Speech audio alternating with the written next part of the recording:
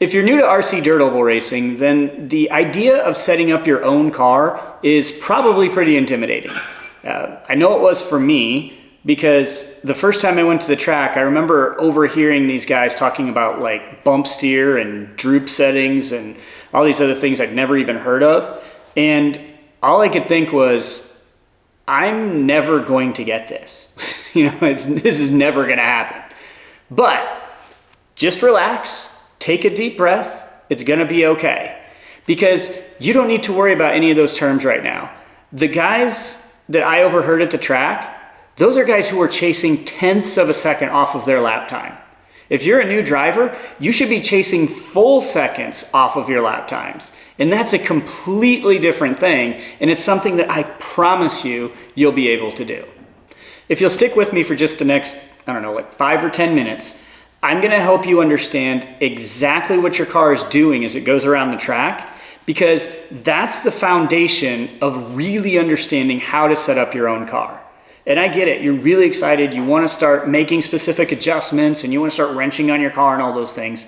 But if you'll just invest a few minutes here in the beginning, that's going to make everything easier going forward as you do start learning those specific adjustments. Think of it like building a house, right? When you build a house, you've got to have that solid, sturdy foundation before you put any walls up, right? Well, what we're going to do in this video is we're going to build a solid foundation to build your setup knowledge on, so it's going to be a lot stronger in the end. Let's start with the car sitting flat on a setup board just like this. Now, in an ideal world, the car would stay like this through the entire race. The tires would sit flat on the track. We would have the weight evenly distributed between the four corners of the car, and we would always know how much grip each tire has. That would make it really easy to set up our cars because we could predict every aspect of the track. But that's not how it works in the real world. As soon as this car starts to move, weight is going to transfer to different areas of the car, and that's going to change how much grip each of these tires has. An easy way to visualize that is to imagine that the car is filled with water. So you've got this water in the car and it's sitting stationary. What's going to happen to this water when the car starts to accelerate? It's going to rush to the back. And a similar thing's going to happen to the weight in your car when you accelerate. So you get on the throttle, you start to accelerate, and that weight is going to shift to the back and put more load on these rear tires. That extra load is going to give these tires more grip. So as you accelerate, more grip on the back. But the opposite thing is also true. As we shift that weight into the back tires, that's going to put less weight on these front tires. So that means with less load on the front tires, they have less grip available to help us turn. A similar thing is going to happen as we go around the corner. Now, we're dirt oval racers, so we only care about going left. And what's going to happen is you've got the chassis going forward down the straightaway, and it's going to want to keep going down the straight.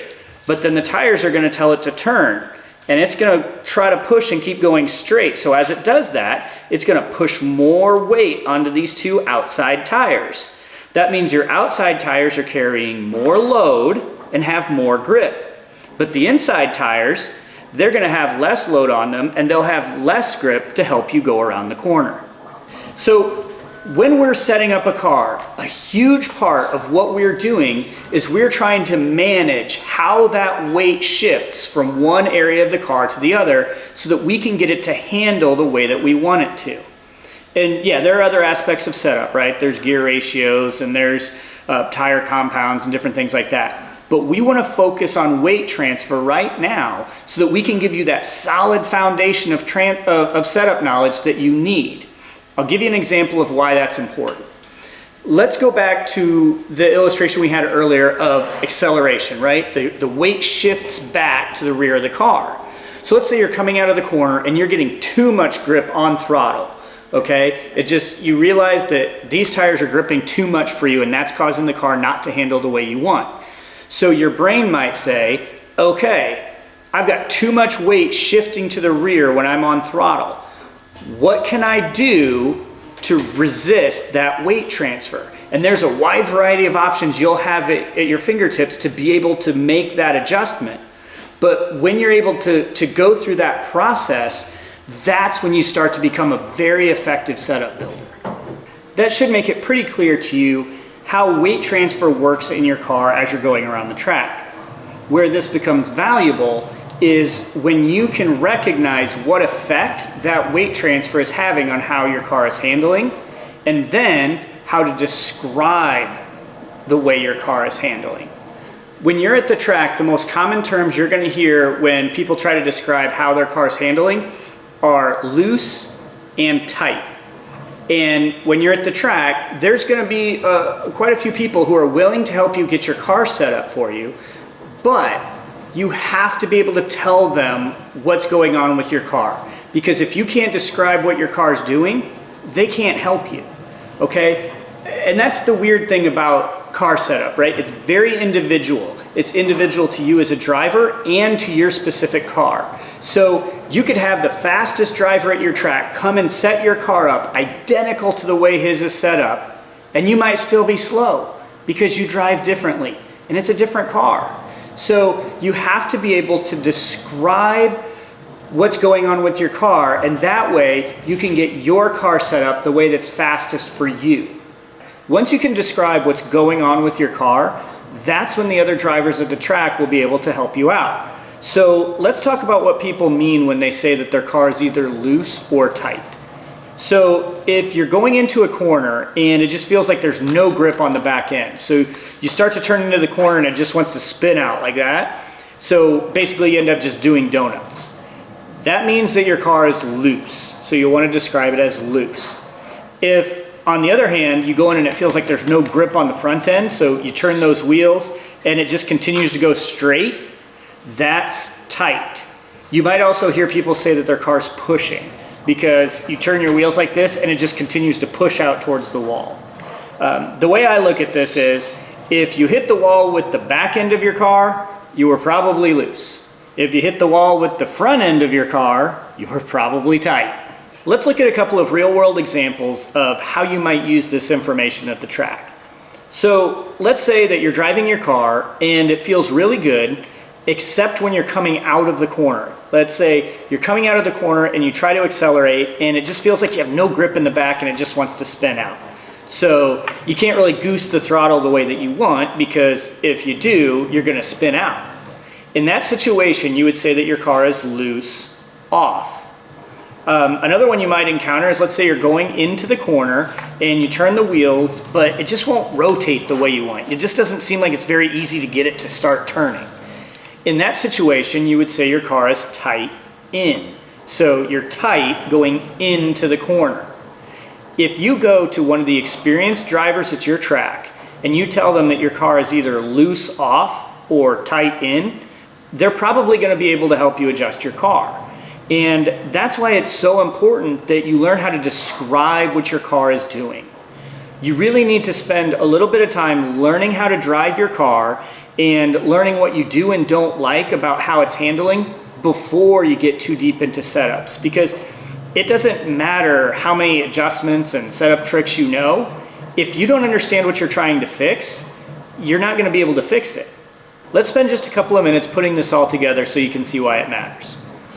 I don't want you to just memorize fixes like, oh, my car's loose, so I make this adjustment. That approach is going to be really limiting for you. What I would like to see you do is be able to recognize what your car is doing and then start to think about what you want it to do differently.